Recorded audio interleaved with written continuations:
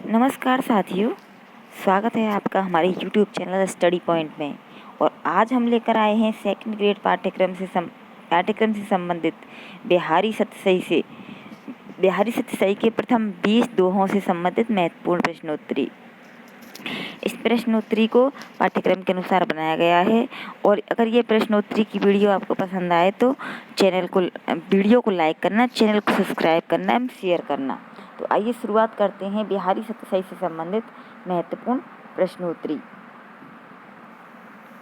बिहारी सत्यसाई से संबंधित महत्वपूर्ण प्रश्नोत्तरी को वही 4 भागों में बांटा गया है।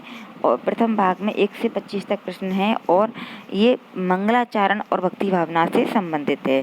तो आइए शुरुआत करते हैं प्रश्न नंबर 1।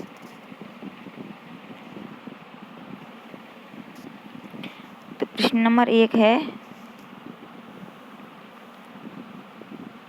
बिहारी सत्यसाई का प्रथम दोहा कौन सा है? तो इसका उत्तर है, मेरी भव बाधा हरो राधा नागरी सोई, जा तन की झाई परे श्याम हरित दुति होई। बिहारी सत्यसाई का प्रथम दोहा है। प्रश्न नंबर 2 है, सत्यसाई के प्रथम दोहे में किसकी स्तुति की गई है? तो इसका उत्तर है राधा नागरी की। प्रश्न नंबर 3 है, प्रथम दोहे में नागरी शब्द का क्या अर्थ है? तो उत्तर है चतुर या परम विदुषी। नागरी शब्द का अर्थ है चतुर या परम विदुषी। प्रश्न नंबर 4 है, जा तन की झाई परे से कवि का क्या तात्पर्य है? तो उत्तर है जिनके शरीर की केवल परछाई या आभा मात्र पड़ने से जा तन की झाई परे। प्रश्न नंबर 5 है, राधा जी के शरीर की कांति रंग कैसी बताई गई है? तो उत्तर है गोरी या सोने के समान चमकीली पीली। प्रश्न नंबर 6 है, श्यामु हरित दुति होई के कितने अर्थ निकलते हैं? इसका उत्तर है इसके प्रमुख रूप से 3 अर्थ श्लेष अलंकार के कारण निकलते हैं। प्रश्न नंबर 7 है, रंगों के मेल के आधार पर श्याम हरित दुति होई का क्या अर्थ है? तो उत्तर है श्याम नीले रंग पर राधा जी की पीली आभा पड़ने से वह हरा रंग बन जाता है, श्याम हरित दुति होई। प्रश्न नंबर 8 है, भक्ति के परिप्रेक्ष्य में हरित दुति का क्या अर्थ है? तो उत्तर है श्री कृष्ण का प्रसन्नचित्त हो जाना। प्रश्न नंबर 9 है, आध्यात्मिक या दुखों के निवारण के अर्थ में हरित दुति का क्या अर्थ है? तो उत्तर है सांसारिक कष्टों का हरण हो जाना या फीका पड़ जाना। प्रश्न नंबर 10 है, बिहारी ने मंगलाचरण में कृष्ण से पहले राधा की आराधना क्यों की है? उत्तर है क्योंकि राधा जी की कृपा के बिना कृष्ण को पाना असंभव माना गया है। प्रश्न नंबर 11 है, बिहारी सत्यसाई में किस रस की प्रधानता है? तो उत्तर है श्रृंगार रस की, भक्ति और नीति गौण हैं। बिहारी किस काल के कवि हैं? तो इसका उत्तर हो जाएगा रीति काल के।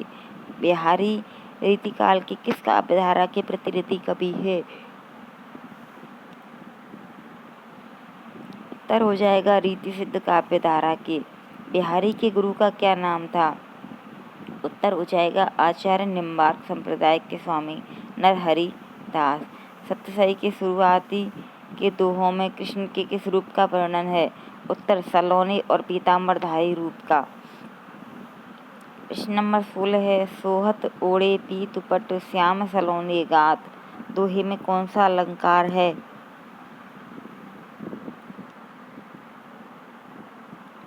उत्तर है उत्प्रेक्षा अलंकार। मनो नीलमणि शैल पर आतपु परियो प्रभात में नीलमणि शैल किसका प्रतीक है? उत्तर श्री कृष्ण के सांवले शरीर का। प्रश्न नंबर 18, आतपु परियो प्रभात का क्या अर्थ है? सुबह की धूप जो श्री कृष्ण के पीले वस्त्रों जैसी दिखती है। प्रश्न नंबर 19 है, बिहारी की भक्ति में किस संप्रदाय का प्रभाव दिखाई देता है? उत्तर है राधा वल्लभ या निम्बार्क संप्रदाय का प्रभाव। बिहारी ने अपने दोहों में किस भाषा का प्रयोग किया है? उत्तर है साहित्यिक ब्रज भाषा। भवबाधा का अर्थ क्या है? उत्तर है सांसारिक कष्ट या जन्म मरण का चक्र। बिहारी सतसई में कुल कितने दोहे हैं? उत्तर प्रामाणिक रूप से 713 दोहे माने जाते हैं।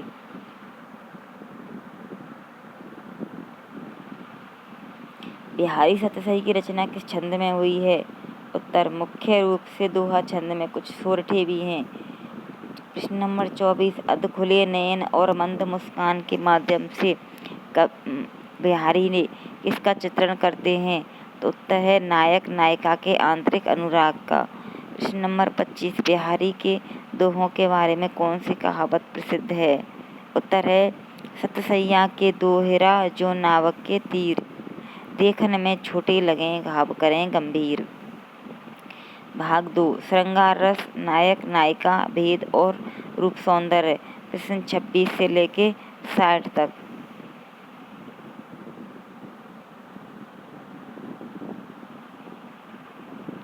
प्रश्न नंबर 26 है बिहारी के काव्य में नायिका के किस सौंदर्य का वर्णन अधिक है?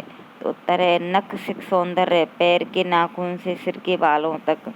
प्रश्न नंबर 27 है नायिका के कानों के आभूषण तरोना पर आधारित दोहे में कौन सा श्लेष है?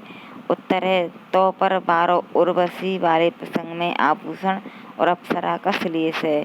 प्रश्न नंबर 28 है तो पर 12 उर्वशी सुन राधिके सुजान में उर्वशी के 3 क्या अर्थ हैं? उर्वशी यानी कि अप्सरा, उर्वशी हृदय में बसने वाली और एक उर्वशी गले का आभूषण। इस दोहे में कृष्ण राधा से क्या कह रहे हैं? उत्तर है कि ये चतुर राधा, तुम मेरे हृदय में इस तरह बसी हो कि तुम्हारे सामने स्वर्ग की उर्वशी भी तुच्छ है। प्रश्न नंबर 30 है बिहारी ने नायिका की आंखों की तुलना किससे की है? तो उत्तर है खंजन पक्षी, हिरण और मीन मछली से। प्रश्न नंबर 31 है कहत नटत रीजत खीजत मिलत चलत खिलत लजिया दोहे की क्या विशेषता है? इसमें बिना किसी क्रियापद के केवल क्रिया शब्दों से भरे भवन में नायक नायिका की बातचीत का वर्णन है।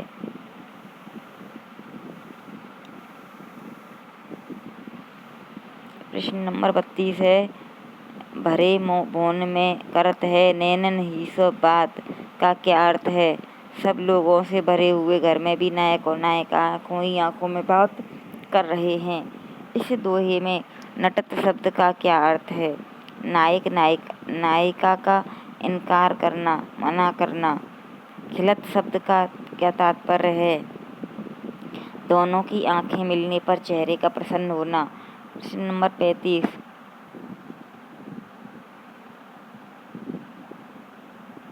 बिहारी के अनुसार प्रेम की भाषा कैसी है? उत्तर मूक और संकेतात्मक भाषा के। आँखों के माध्यम से नायिका के अंगों की चमक के कारण घर में क्या स्थिति बनी रहती है? उत्तर है दियो बढ़ाए हूँ रहो बड़ो उजियारो गे है, अर्थात दीपक के बुझाने पर घर में भी उजाला रहता है।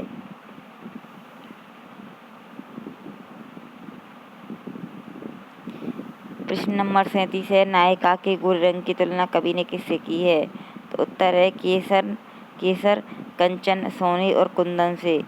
अंग अंग जगमगात दीप सिकासी देह में कौन सा अलंकार है? इसका सही उत्तर हो जाएगा उपमा और प्रकाश अलंकार। बिहारी ने नायिका के हंसने की तुलना किससे की है? तो उत्तर हो जाएगा बिजली के चमकने या मोतियों के बिखरने से। नायिका की कमर के सूक्ष्म होने का वर्णन बिहारी ने कैसे किया है? उन्होंने कहा है कि कमर इतनी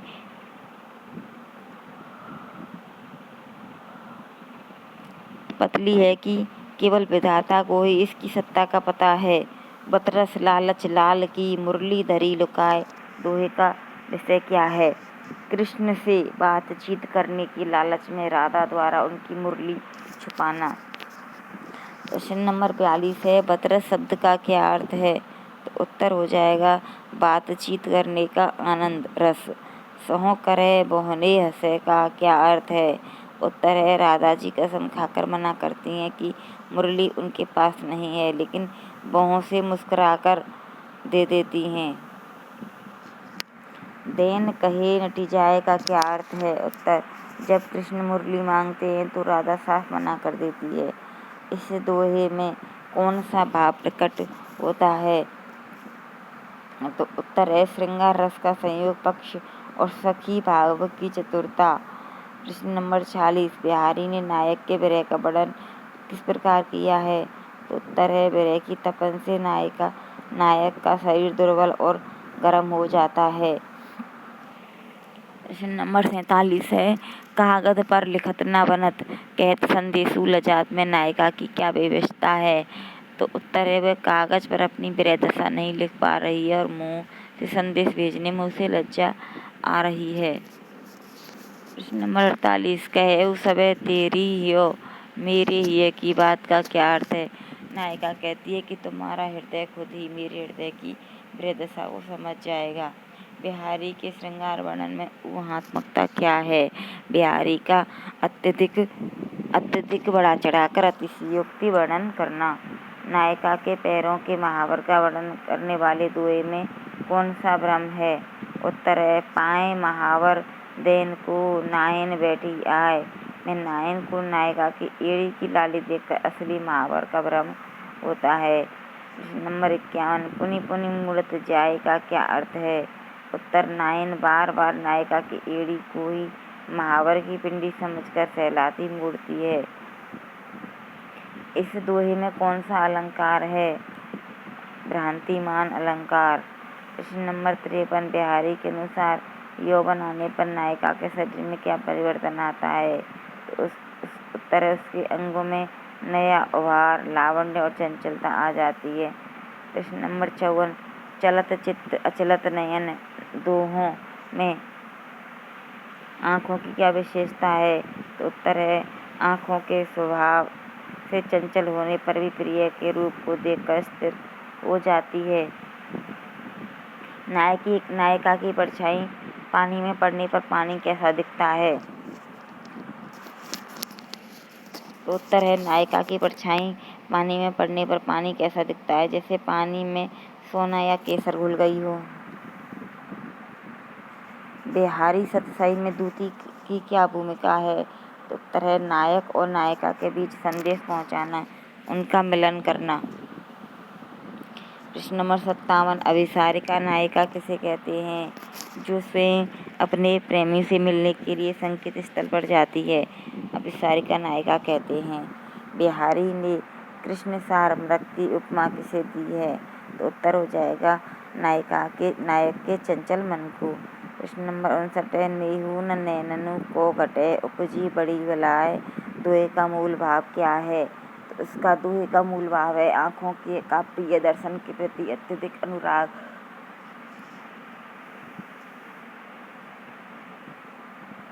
जो रोके नहीं रुकता है। प्रश्न नंबर 60 है, जल भरे नित तृती रहे तऊ न प्यास बुझाए में कौन सा अलंकार है? उत्तर हो जाएगा विशेषोक्ति अलंकार।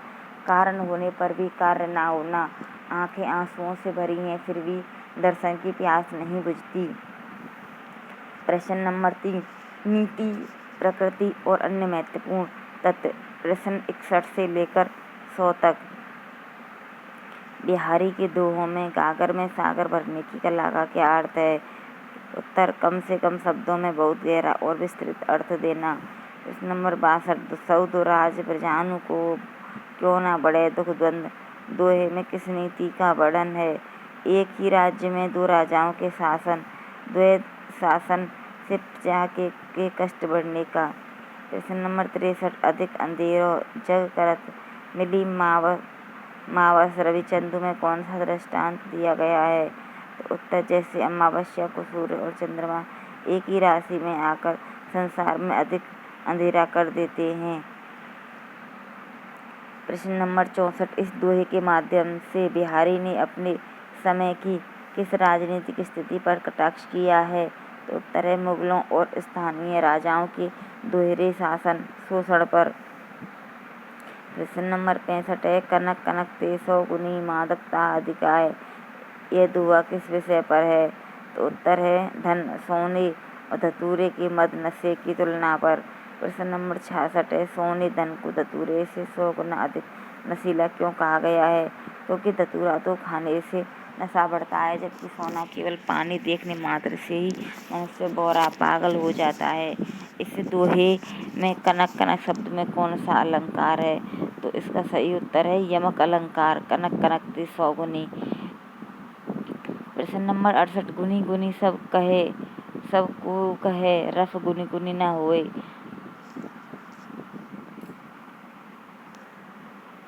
दोहे का क्या अर्थ है?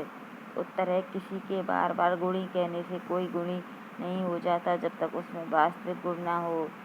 69, कहो अरख ते कनक कनु ईको उदय न होए में अरख शब्द के 2 अर्थ हैं। तो इसका उत्तर हो जाएगा सूर्य, मदार, आग का पौधा जिसे कनक भी कहा जाता है। बिहारी ने झूठी प्रशंसा पाने वालों पर क्या व्यंग किया है? उत्तर, जैसे कि मदार के पौधों को कनक सोना कहने से उसके आभूषण नहीं बन सकते, वैसे ही नाम से कोई महान नहीं होता। बिहारी की प्रकृति चित्रण की क्या विशेषता है? उन्होंने ऋतुओं का नायक नायिका के उद्दीपन भाव के रूप में चित्रण किया।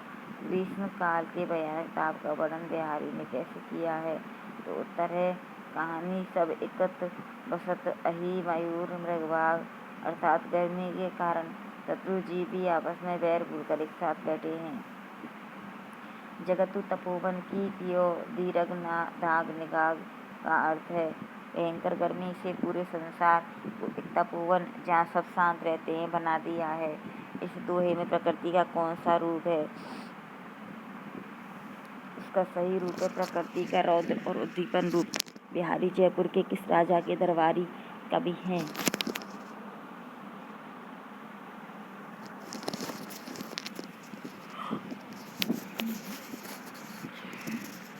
उत्तर है ग्रीष्म ऋतु।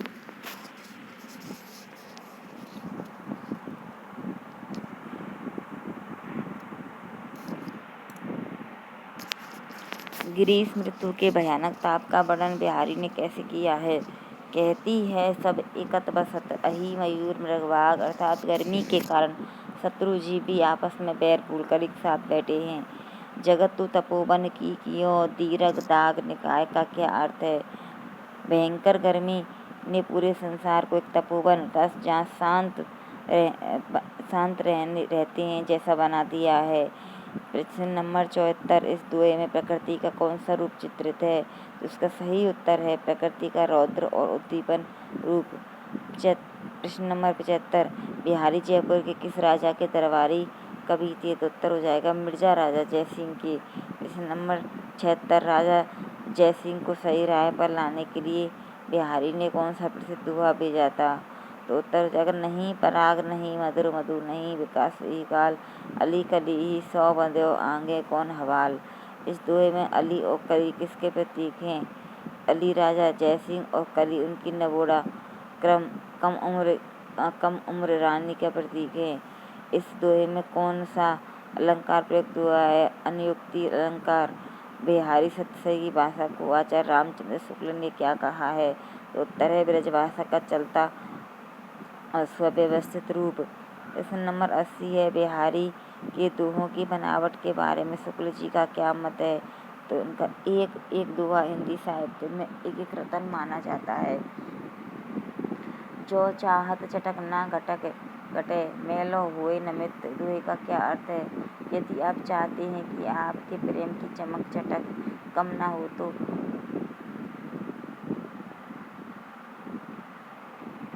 धन या अहंकार का मेल न आने दें। रज राजसु ना छुपाइए कि रज के क्या 2 अर्थ हैं? इसका 2 अर्थ हैं धूल, रजोगुण, अहंकार या लोभ। प्रश्न नंबर 43, बिहारी ने नेक चिरुनी चित्त की तुलना किससे की है? तो उत्तर है तेल से चिपड़े हुए वस्त्र या बर्तन की जिस पर धूल तुरंत चिपक जाती है। सत्यसाई के शुरुआती दोहों में मुख्य रूप से कौन सी प्रवृत्तियाँ देखने को मिलती हैं? इसका सही उत्तर है भक्ति की व्याकुलता, रूप का चमत्कार, जीवन की व्यवहारिक नीतियाँ। चित्त की रस को सुधारने के लिए बिहारी क्या उपाय बताते हैं? तो उत्तर बताते हैं भगवान के नाम का स्मरण और सत्संगति। मकर कृति गोपाल के कुंडल सोहत कान। दोहे में कृष्ण के कानों के कुंडल कैसे हैं? तो इसका सही उत्तर हो जाएगा मकराकृति, मछली की आकृति वाले। दसियों समरु जोड़ी लसत, दीपक दिए दुहान में कुंडल की तुलना किससे की गई है? तो इसका उत्तर है विजय पताका या तोरण से। मानो कामदेव ने कृष्ण के हृदय रूपी गढ़ पर विजय प्राप्त कर ली हो। बिहारी के दोहों में नायिका का भेद का ज्ञान कैसा है? तो उत्तर है अत्यंत शास्त्रीय और सूक्ष्म।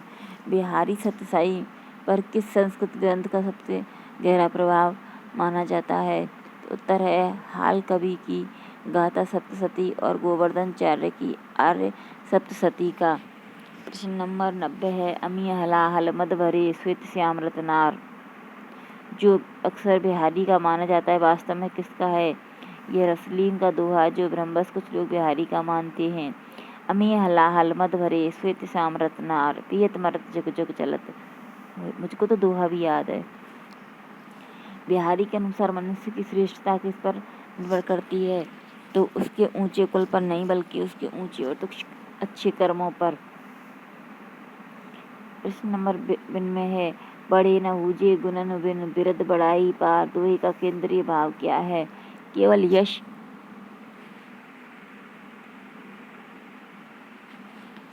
क्या उपाधि पालेने से कोई व्यक्ति महान बड़ा नहीं हो जाता? धतूरे को कनक क्यों कहा जाता है? क्योंकि उसका नाम कनक है परंतु उसे गहने नहीं गढ़े जा सकते। गहनों गढ़ियो न जाए। बिहारी के दोहों में ध्वन्यात्मकता का क्या अर्थ है?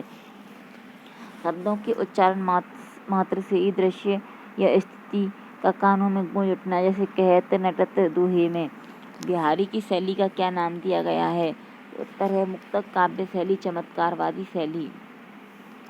मुक्तक काव्य की क्या विशेषता होती है? इसका उत्तर है हर छंद दोहा अपने आप में स्वतंत्र और पूर्ण अर्थ देने वाला होता है। उसके आगे पीछे के संदर्भ की आवश्यकता नहीं होती है। प्रश्न नंबर 97 प्रथम दोहे में राधा को नाक दिखाकर कवि ने क्या सिद्ध किया है? उत्तर यह कि राधा केवल एक गोपी नहीं बल्कि संपूर्ण कलाओं और बुद्धि में श्रेष्ठ है। बिहारी के काव्य को रसिकों का हृदयहार क्यों कहा जाता है? क्योंकि श्रृंगार रस के अत्यंत बारीक और सुंदर संयोग चित्रों का समावेश है। प्रश्न नंबर 99 मेरी भव बाधा हरो, दोहे में कौन सा मुख्य रस माना जाता है? तो उत्तर है शांत रस और भक्ति रस मंगलाचरण होने के कारण। बिहारी सतसई